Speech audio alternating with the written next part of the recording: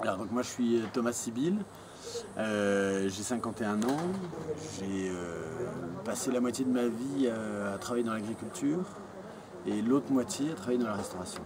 Je vis ici depuis 25 ans. J'ai acheté cette maison en 1990. L'aubergerie, bonjour. Quand j'ai acheté cette maison pour m'installer sur un élevage de brebis laitières, j'avais l'idée quelque part de partager cette expérience. Dans les années 2000, ça a pris beaucoup d'importance. Il y avait beaucoup de fabrication de fromage et beaucoup de repas à fabriquer. Et j'ai décidé finalement d'arrêter l'agriculture pendant quelques temps. On peut accueillir entre 8 et 12 personnes.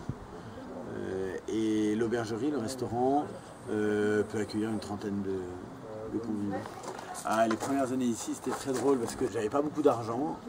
On avait acheté cette maison avec ce qu'on pouvait et ça a été pas très confortable. Mais au bout d'une dizaine d'années, ça a commencé à ressembler à une maison un peu moderne. Beaucoup de gens disent, quand ils arrivent ici pour la première fois, ils disent « mais ça me rappelle la maison de ma grand-mère ». Et ça me fait plaisir parce que c'est voilà, une histoire qui se cultive et qui se modernise. Et en même temps, voilà, on vit à notre époque, on est connecté, on a Internet et c'est ça qui est assez intéressant. Il y a des gens avec qui le courant est très vite passé, c'était très sympathique. Chacun chez soi et les vaches seront bien gardées, comme dit le dicton populaire, mais voilà. Il n'y avait pas de... Et puis d'autres personnes qui étaient plutôt très craintives. J'ai pas à me plaindre parce que j'ai jamais eu de vraie animosité, de vraie méchanceté qui durent, des vrais gestes malveillants. Il y a eu 2-3 bricoles, mais qui sont plus du registre de l'anecdote. Quand les enfants étaient petits, on a eu une plainte à la DAS. Donc ma femme, là, à l'époque, Nicole, reçoit l'assistance sociale, lui offre un thé, on discute. Moi j'arrive, je fais partie de la discussion, voilà, et puis les enfants jouent, un moment normal d'une après-midi, et au bout d'une demi-heure de discussion, l'assistance sociale tout à coup dit « bon, il faut que je vous dise pourquoi je suis là ». On ne peut pas aimer tout le monde dans la vie, et je crois que voilà, la campagne française a cette sagesse de recevoir les gens peut-être avec un petit peu de recul.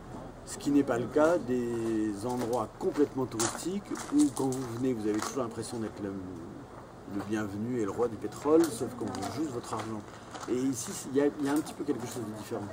Qu'est-ce qui vous a donné envie de venir ici ? La passion de la montagne, c'est quelque chose qui pour moi est très fort. C'est un univers qui, je trouve, cultive en même temps un passé humain, culturel très riche et en même temps un mystère.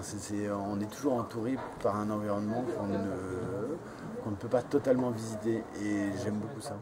J'habite à Font-de-France et je suis productrice de plantes aromatiques et médicinales.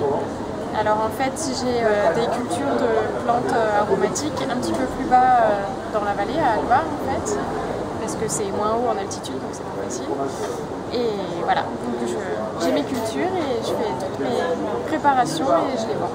Je fais sécher les plantes et je prépare des tisanes avec. Donc j'ai une dizaine de tisanes différentes qui permettent de soigner pour dormir, pour la digestion. En fait, avant de venir ici, moi ma famille est vers Lyon. On n'était pas moitié campagne, moitié ville, hein, j'étais pas dans Lyon. Et en fait, j'ai fait des études pour travailler dans le développement rural. Et j'ai jamais trouvé de boulot là-dedans.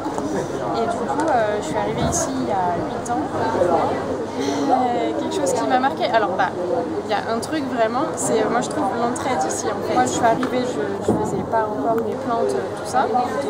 Je commençais mais un peu pour moi.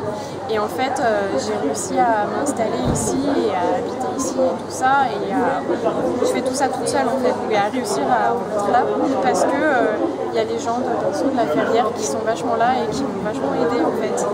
Et je trouve que c'est pas pour faire le truc utopiste ou quoi, hein, mais je suis arrivée toute seule, une fille là toute seule, et en fait tout le monde propose son aide, quoi, et c'est génial en fait. Sans rien demander, moi j'aime pas demander d'aide, du coup je demande jamais d'aide, mais on vient m'aider, c'est chouette. Peut-être pour ça que je suis restée ici en fait. C'est un petit potager, hein. s'il n'a aucune prétention. C'est vraiment le truc pour m'amuser et en même temps avoir quelques petits légumes frais. Voilà, j'ai vécu ici pratiquement 9 ans, quoi.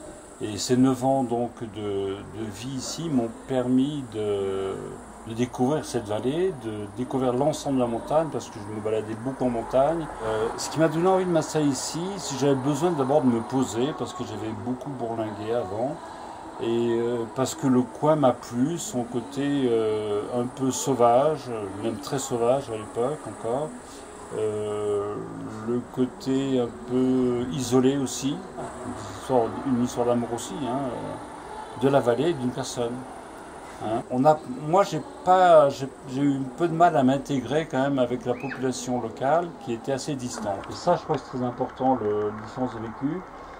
Par rapport aux hôteliers, on nous regardait aussi d'un œil un peu distant. Et effectivement, il y a eu au début quand même un regard un peu distant concernant ces nouveaux venus. Comme si on devait faire nos preuves en termes d'agents économiques dans le secteur. J'ai eu des relations qui étaient amicales avec par exemple le paysan M. Pierre Bouvet, qui était un agriculteur du coin, mais on avait toujours le sentiment d'être des gens de l'extérieur. C'est quelqu'un qui a choisi de vivre une vie différente, dont le choix c'est la qualité de vie, le choix c'est la qualité de l'environnement, le choix c'est aussi de vivre à un rythme différent.